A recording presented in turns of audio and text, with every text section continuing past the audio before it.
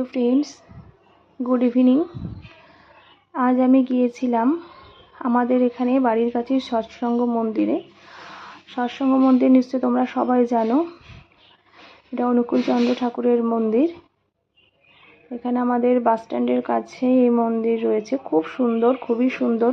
এবং যেখানেই এই ঠাকুরের মন্দির আছে সব জায়গাতেই মন্দির খুব সুন্দর। আমি পুরীতে গিয়েছিলাম, সেখানে পুরীর থেকে কিছুটা দূরে গিয়েছিলাম এই সৎসঙ্গ মন্দিরে, সেও অপূর্ব সুন্দর। আমাদের এখানে মন্দিরের থেকেও অনেক অনেক অনেক সুন্দর।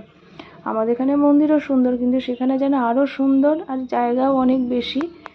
তা আজকে সন্ধেবেলা এসেছিলাম মামা মানে একটু দরকারে গুরুদেবের মন্দিরে পাঠিয়েছিল, সেই দরকারে এসেছিলাম। আমার গুরুদেব উনি, সবসময় আসা হয় নাই বললেই ভালো, সবসময় বলাও ভুল, আসাই হয় না।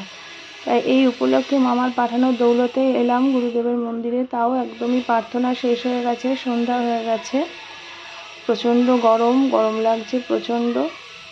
খুবই ভালো লাগে, মনে শান্তি প্রশান্তির জায়গা, মনে অদ্ভুত একটা ভালো লাগা ভালোবাসা থাকে।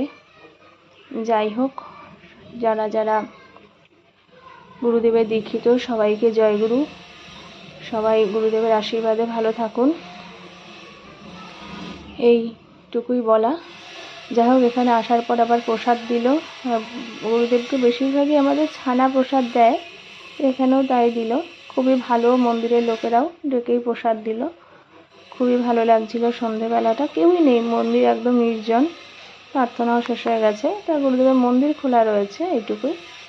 আসা হয় না, আজ এলাম, খুবই ভালো লাগলো। যাই হোক, আজ এই পর্যন্তই।